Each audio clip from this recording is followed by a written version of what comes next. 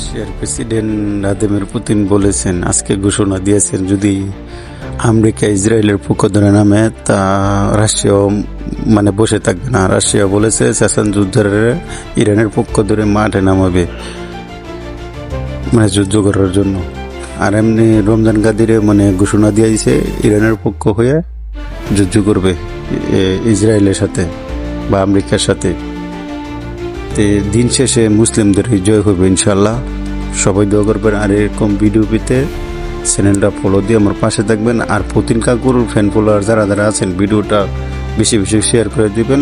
চ্যানেলটা ফলো করে এরকম ভিডিও পেতে চ্যানেলটা ফলো করে আমার পাশে থাকবেন। সমীকরণকে সংঘাতকে ঠেলে দিবে এক ভয়ঙ্কর বৈশ্বিক প্রক্সি যুদ্ধে। এখন সেদিকেই নজর বিশ্বজুড়ে।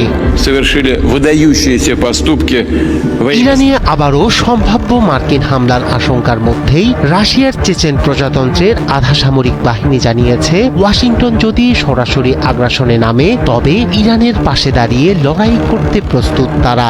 রুশ প্রেসিডেন্ট ভ্লাদিমির পুতিনের ঘনিষ্ঠ মিত্র রমজান কাদিরভের নেতৃত্বে পরিচালিত এই চেচেন যোদ্ধারা দীর্ঘদিন ধরে গেরিলা যুদ্ধ, শহুরে সংঘর্ষ এবং সন্ত্রাস বিরোধী অভিযানে দক্ষতা দেখিয়েছেন তারা।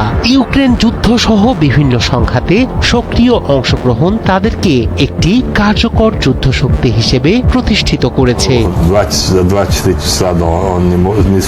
বিশ্লেষকদের মতে, যদি এই চেচেন যোদ্ধারা সরাসরি ইরানের মাটিতে নামেন তবে যুক্তরাষ্ট্রের জন্য পরিস্থিতি আরো জটিল হয়ে উঠবে, কারণ তারা প্রচলিত যুদ্ধের বাইরে গিয়ে অসম যুদ্ধ বা গেরিলা কৌশলে পারদর্শী, যা প্রযুক্তি নির্ভর মার্কিন সামরিক কৌশলের জন্য বড় চ্যালেঞ্জ।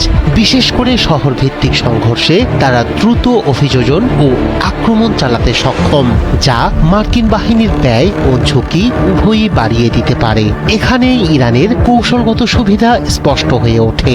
একদিকে তারা নিজেদের স্বল্প মূল্যের ড্রোন ও মিসাইল ব্যবস্থার মাধ্যমে আকাশ যুদ্ধে চাপ সৃষ্টি করছে, অন্যদিকে সম্ভাব্য স্থলযুদ্ধে চেচেন যোদ্ধাদের মতো অভিজ্ঞ বাহিনীর সমর্থন পেলে তাদের প্রতিরোধ ক্ষমতা বহুগুণ বেড়ে যেতে পারে। ফলে যুক্তরাষ্ট্রের জন্য যুদ্ধটি কেবল ব্যয়বহুলই নয়, দীর্ঘমেয়াদী ও জটিল রূপ নিতে পারে।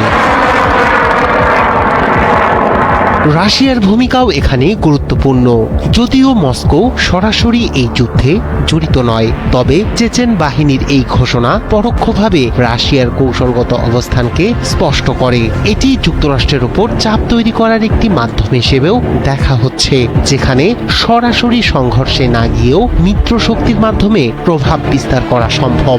সব মিলিয়ে চেচেন যোদ্ধাদের সম্ভাব্য অংশগ্রহণ এই সংঘাতকে একটি আঞ্চলিক যুদ্ধ থেকে বৈশ্বিক প্রক্সি যুদ্ধে রূপান্তরের ঝুঁকি তৈরি করছে।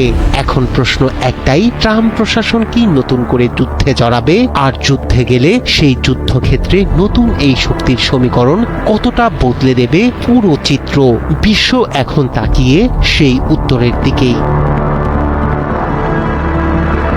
রায়হান কবির, শুভ্র, ৭১।